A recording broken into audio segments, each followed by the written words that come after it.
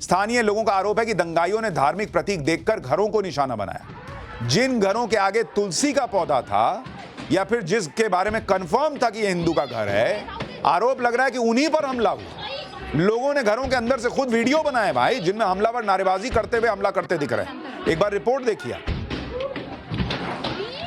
यहाँ पर ये महिला हैं, इनके भी घर में जो है एक बूढ़ी माँ जो है वो घर में अकेली थी। घर को तभी जलाने की कोशिश की गई थी। मैं आपको तस्वीरें दिखाना चाहूंगा इस घर के भीतर जाकर। तो ये देखिए तस्वीर, यहाँ पर ये देखिए इस घर को जलाने की कोशिश की गई। यहाँ पे जो राख है वो अब तक यहाँ पर दिखाई दे रही है। ऊपर चढ़ करके भी दिखाऊंगा कि निशाना जो है वो कैसे बनाया गया, वो भी मैं आपको दिखाता हूँ। ये तस्वीर देखिए यहाँ पर, ये देखिए यहाँ पर कैसे इनका ये घर है। इन्होंने पहले देखा कि यहाँ पर मूर्तियां हैं, उसके बाद में इस घर को निशाना बनाया गया। पत्थर जो है आपको यहाँ पर दिखाई देंगे।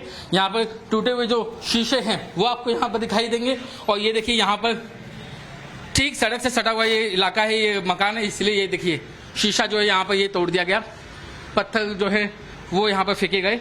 एक पत्थर का टुकड़ा यहाँ पर आपको दिखाई देगा। यहाँ पर देखिए शीशे, उसके टुकड़े, ये पत्थर। दंगाइयों ने बॉस गली मोहल्ले सड़क और बाजार तक को अपना निशाना बनाया। ये तस्वीरें गवाही दे रही हैं कि किस तरह से दंगाइयों ने बेखौफ होकर हंगामा किया, तोड़फोड़ की। बीच सड़क पर खड़ी बाइक्स को तोड़ा, उनमें आग लगा दी, जैसे ये रोज का काम हो, हमला करना और फिर भाग जाना। रात में हुई हिंसा के सारे निशान सुबह होने पर दिखाई दिए। चारों तरफ बर्बादी थी, जली हुई गाड़ियां, टूटी हुई गाड़ियां दिख रही थी। आप सोचिए पब्लिक पर क्या बीती होगी बॉस, जो लोग घरों में रहे होंगे। मान लीजिए आपको कोई अफवाह उड़ी, आपको गुस्सा आ गया, तो जिन पर हमला कर रहे हैं, जिनके घर पे पत्थर फेंक रहे हैं, जिनके जलाना चाह रहे हैं, उन लोगों का क्या दोष बॉस? वो तो अपने घर में बैठे हैं। आप एक बार ग्राउंड रिपोर्ट देखिए, फिर आपको आगे की बात बताता हूं। इस गाड़ी के शीशे जो हैं वो टूटे हुए हैं। सिर्फ एक तरफ से ही नहीं बल्कि चारों तरफ से इस गाड़ी को अपना निशाना बनाया गया है। वहीं दूसरी तरफ मैं आपको ये एक क्रेन दिखाऊंगा, एक जेसीबी मशीन, जिसे आगजनी की गई और इसे आग के हवाले कर दिया गया। ये देखिए ये पूरी मशीन जो है, पूरी जेसीबी मशीन जो क्रेन है, ये जल करके खाक हो चुकी है और इसका खाक, इसकी जो राख है वो अब तक यहाँ पर पड़ी हुई है। तो ये तस्वीर है नागपुर के महल इलाके की, चिटनेस पार्क की, जहां पर आगजनी हुई। नागपुर हिंसा पूर्व नियोजित साजिश थी। इसके कई वीडियो सबूत भी मौजूद हैं। जैसे आप ये वीडियो देखिए, एक मिनी ट्रक में पत्थर ही पत्थर मिले और ये तो वो पत्थर हैं जो ट्रक में भरे गए। ऐसे सैकड़ों पत्थर सड़कों पर बरसाए भी गए। इसलिए सवाल उठ रहा है कि ये पत्थर अचानक कहां से आ गए। और बात सिर्फ नागपुर हिंसा की नहीं है, अब तो देश में ये एक तरह का पैटर्न बनता जा रहा है। जहां भी इस तरह की हिंसा भड़कती है वहां पत्थरों का ढेर लग जाता है। और कई बार हर कोई पूछता है, भाई ये इतने पत्थर कहां से आते हैं? गुस्सा तो मान लीजिए एक सेकंड में बीपी हाई हुआ हो गया, गुस्सा तो कभी भी आ सकता है, लेकिन ये पत्थर कहां से आ जाते हैं? ये पत्थर चलाने वाली भीड़ कहां से आ जाती है? खुद मुख्यमंत्री फडणवीस ने विधानसभा में कहा कि ऐसा लगता है कि जानबूझकर इस तरह का दंगा किया गया। ट्रकों में भरे पत्थर मिले हैं, छतों पर पहले से पत्थर रखे गए थे, हथियार भी मिले हैं। दंगाइयों ने खास घरों को ही टारगेट किया, यह मुख्यमंत्री कह रहे हैं। हिंसा पूर्व नियोजित थी, इसकी एक और बड़ी वजह कल की टाइमलाइन में छिपी है। हिंसा पर विधानसभा में सीएम फडणवीस ने जो बताया, उसके मुताबिक सोमवार सुबह 11:30 बजे विश्व हिंदू परिषद और बजरंग दल के कार्यकर्ताओं ने नागपुर के महल इलाके में प्रदर्शन किया था। कार्यकर्ताओं ने औरंगजेब की कब्र हटाने की मांग की। भाई उनका मन है कि हट जाए, लेकिन उन्होंने पत्थर नहीं चलाया, शहर नहीं जलाया, उन्होंने प्रदर्शन किया कि भाई इनको हटाना चाहिए, इसको हटाना चाहिए। इस प्रदर्शन के दौरान एक सांकेतिक कब्र जलाई गई, लेकिन इस पर विवाद हो गया। शिकायत मिलने पर पुलिस ने विश्व हिंदू परिषद और बजरंग दल के कार्यकर्ताओं के खिलाफ धार्मिक भावनाओं को भड़काने का केस भी दर्ज किया। लेकिन इसके बीच शाम होते होते एक वीडियो वायरल हो गया जिसमें औरंगजेब के पुतले को आग लगाई जा रही थी और उसके नीचे जो कपड़ा था वो हरे रंग का था और उस पर कुछ कहा जा रहा है कि धार्मिक टेक्स्ट लिखा हुआ था। इसके बाद 200 से 300 की भीड़ ने नारेबाजी शुरू कर दी, हिंसा की धमकी दी। पुलिस ने हल्का बल प्रयोग कर हिंसा पर उतारू भीड़ को हटा दिया। सीएम फडणवीस ने बताया कि प्रदर्शनकारियों को थाने पर आकर शिकायत करने के लिए कहा गया और इसी दौरान हिंसा और भड़क गई। यानी कुल मिलाकर नागपुर हिंसा को यह एंगल दिया गया कि यह हिंसा औरंगजेब की कब्र के खिलाफ हो रहे प्रदर्शन के वजह से नहीं हुई, ना ही औरंगजेब के पुतले को जलाने की वजह से भड़की, बल्कि कोई धार्मिक टेक्स्ट को जलाया गया इसलिए हिंसा भड़की। भाई ऐसा नहीं होना चाहिए था। अगर हुआ भी कि भाई धार्मिक टेक्स्ट जला या अफवाह उड़ी, जो भी कि ऐसा हो गया है, तो ऐसा नहीं होना चाहिए था। किसी की धार्मिक भावना नहीं आहत होनी चाहिए।